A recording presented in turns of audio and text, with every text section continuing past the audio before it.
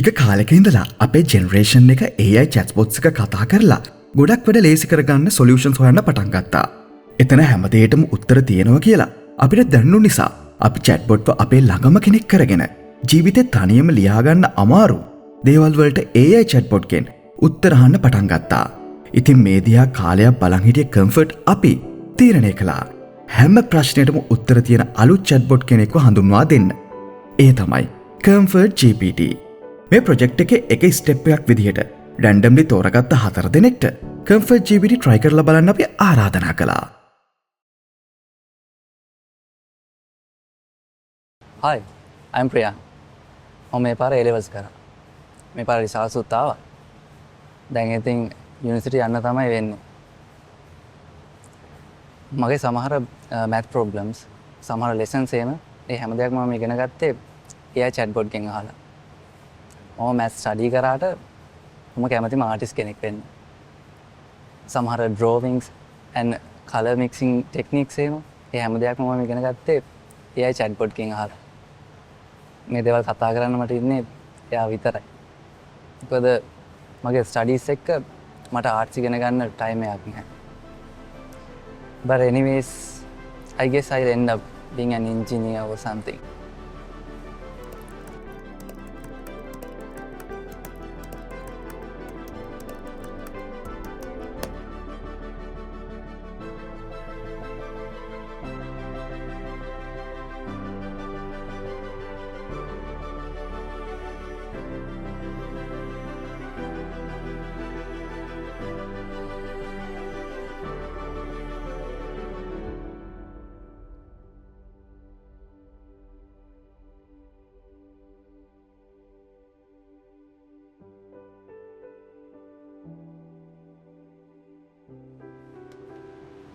මම මේක ගොඩක් කතාවක් try කරලා තියෙනවා.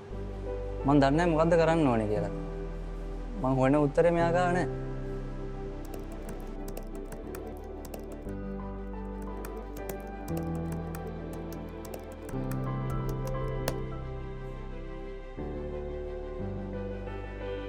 මේකේ ඉන්ටර්ෆේස් එක ලස්සනයි.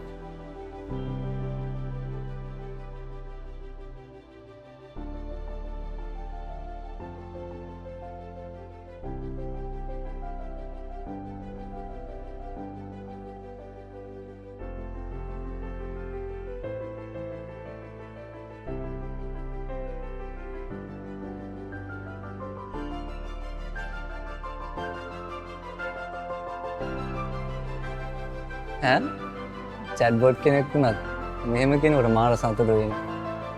මෙයා අමාරුනේ.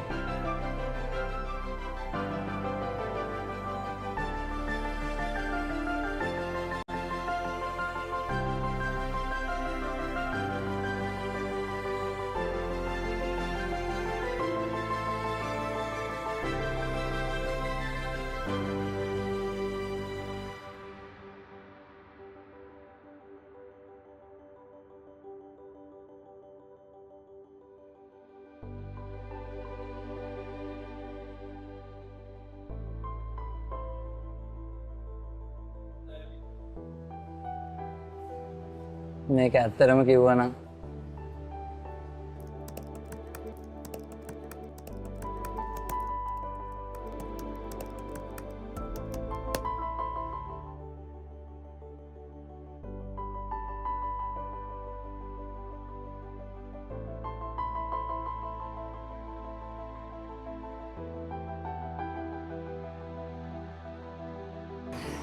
හොඳ වෙලාවට මම ඒක කිව්වේ.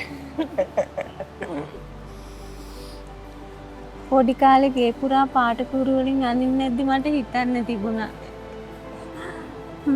ඔයා මුළු ගේ පුරාම බිත්ති ඉවර කළා.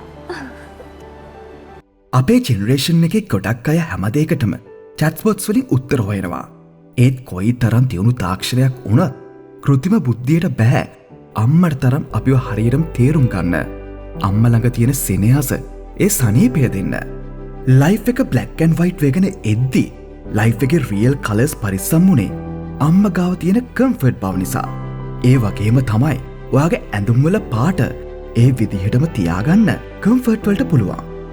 අම්මා ඔයාගේ සතුට ආරක්ෂා කරන වගේම කම්ෆර්ට් අපි හැමදාමත් ඔයාගේ ඇඳුම්වල පැහැය ආරක්ෂා කරලා දෙනවා. මගේ රියල් කම්ෆර්ට් එක තමයි අම්මා.